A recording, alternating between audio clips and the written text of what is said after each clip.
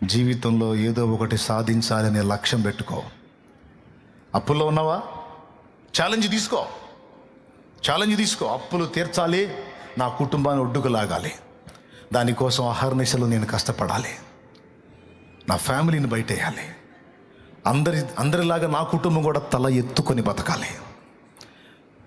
ఓ యవనస్తురాలా, నా తల్లిదండ్రి రెక్కలు మొక్కలు చేసుకొని సంపాదించి లక్షల డబ్బు నా ప్రారంభం నుంచి నా చదువుకి రూపాయి కూడబెట్టి నా టోటల్ చదువు కంప్లీట్ అయ్యేసరికి లక్షల్లోనే నా కోసం ఖర్చు పెట్టారు. బోల్డంత ఆశతో వాళ్ళు అనుకున్నది నేను సాధించాలి, వాళ్ళు అనుకున్న అంతస్తుకు నేను చేరాలి. ఒకసారి కాకపోతే 2 సార్లు కాకపోతే 4 సార్లు 5 సార్లు 6 సార్లు 10 సార్లు అయినా సరే పోరాడతాను, ప్రయత్నిస్తాను. నా తల్లిదండ్రులు తల ఎత్తుకునే విధంగా నేను నిలబడతాను అని జీవితాన్ని ఛాలెంజ్గా తీసుకో. నా కోసం ఇంత అహర్నిశలు కష్టపడ్డ నా తల్లిదండ్రులకు బాసటగా నిలుస్తాను, ఆదరణగా నిలుస్తాను, వాళ్ళని ఆదరిస్తాను, ఆదుకుంటాను. ఫ్యామిలీని దృష్టిలో పెట్టుకో, సాటి మనుషుని దృష్టిలో పెట్టుకో. నా కుటుంబంలో నేనే నిలబడాలి. బిఆర్ అంబేద్కర్, జాతి మొత్తం అవమానాల పాలవుతుంది. గేదెకి క్షవరం చేసేవాడు నేను దళితుడని నాకు క్షవరం చేయనన్నాడు. అంటే పశువు కంటే హీనుడిగా నన్ను చూశాడు. వదిలిపెట్టకూడదు. దళితుడిగా పుట్టడమే పాపమా? అంటరాని వాడినా, నా జాతి అంటరానిదా, ఎలా అవుతుందో చూస్తా అని దీక్ష పూనాడు. రాత్రింబగళ్ళు కష్టపడి చదివాడు. ఈరోజు అంటరాని వాళ్ళు అని అవమానపరచబడిన తన జాతి ఈరోజు అగ్రస్థానాల్లో కూర్చొని జాబ్ చేయడానికి అతడు ఆధారమయ్యాడు. రాజ్యాంగ రచయితగా ఖ్యాతి గడించాడు. దాదాపు 140 కోట్లకు పైచిలుకున్న భారత జాతికి రాజ్యాంగ రచయిత తానే అయ్యాడు. కర్ణాటక పోతే అంబేద్కర్ విగ్రహాలు కనపడుతున్నాయి, తమిళనాడు పోతే అంబేద్కర్ విగ్రహాలు కనపడుతుంది, కేరళ పోతే అంబేద్కర్ విగ్రహం, ఎక్కడ దేశం మొత్తం భారతదేశం ఎటు పోయినా ఎటు కనపడుతున్నాడు. ఎటు పోయినా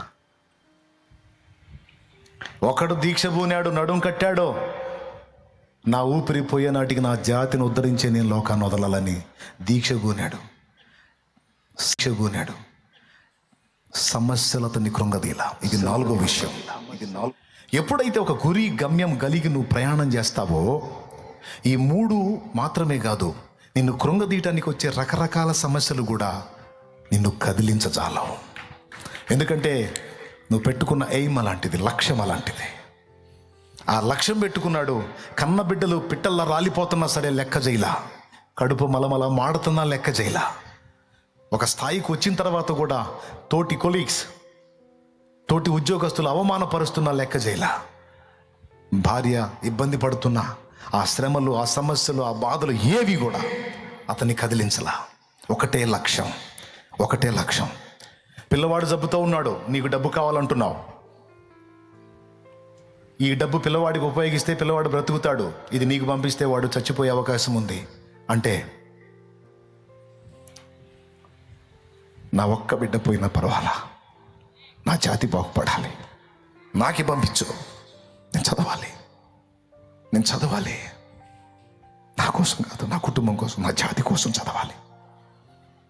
అంటరానివాడా, తక్కువ జాతోడా, తక్కువ కులవస్తుడా అని ఒక పశువుకి ఇచ్చిన విలువ కూడా నాకు ఇవ్వకుండా, నా జాతికి ఇవ్వకుండా అవమానపరుస్తున్నారు. అది నేను తట్టుకోలేకపోతున్నా. ఈ దారుణం చూసి నేను నా ఇల్లు బ్రతికుండే కంటే చచ్చిపోయింది మేలు, లేదా సాధించాలి. కాబట్టి నేను, నా ఫ్యామిలీ కర్పూరంలా కరిగిపోయినా పర్వాలేదు, జాతిని ఉద్ధరించే కన్ను మూయాలి. కాబట్టి నాకే పంపు అంటే డబ్బు ఆయనకి పంపింది, పిల్లవాడు చనిపోయాడు. పాపం మళ్ళా సమాచారం అయింది గంగాధర్ చనిపోయాడని. పర్వాలేదు, చేదైన విషయాలు దిగమింగారు. బైబిల్కి వెలపట ఉన్న సంగతి గురించి, వ్యక్తి గురించి మీరు చెప్తారంటే, అవునండి, రాజ్యాంగ రచయిత, నా దేశాన్ని గౌరవిస్తున్నాను, దేశ నాయకగణాన్ని గౌరవిస్తున్నాను, రాజ్యాంగ రచయితను కూడా గౌరవిస్తాను. ఈరోజు స్వేచ్ఛగా సువార్త ప్రకటించగలుగుతున్నాను అంటే ఆ హక్కు ఆయన రాసిందే. ఆర్టికల్ 25లో అంతరాత్మ ప్రబోధానుసారం ఒకడు తాను నమ్మిన మతాన్ని విశ్వసించవచ్చు, సేవించవచ్చు, ప్రచారం కూడా చేసుకోవచ్చని రాసింది ఆయన. అందుకే బిఆర్ అంబేద్కర్ నాకు గౌరవనీయుడు, గౌరవపాత్రుడు, నాకు ఆదర్శం.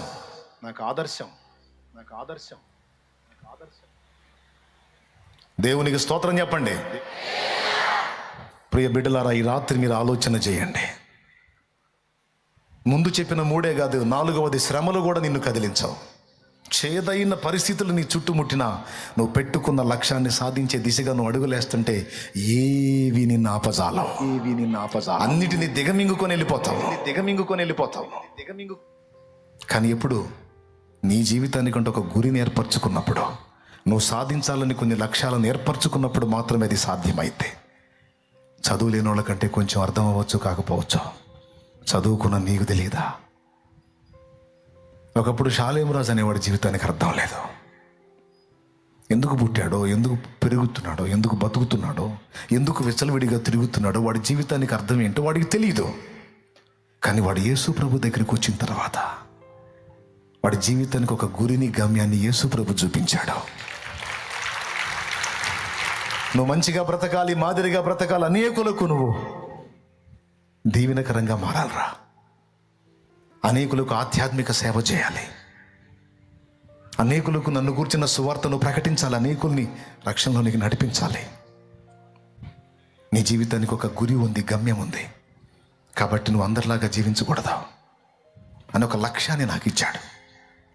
ఆ లక్ష్యంతోనే ప్రయాణం మొదలుపెట్టాను. ఆ రోజు నుంచి ఈ రోజు దాకా ఎన్నో సమస్యలు, బాధలు, శోధనలు, ఇరుకులు, ఇబ్బందులు ఎన్నో చుట్టుముట్టాయి. కానీ అన్నిటిని అధిగమించి మీ మధ్యలో నిలబడటానికి దేవుడు నా కృపనిచ్చాడు.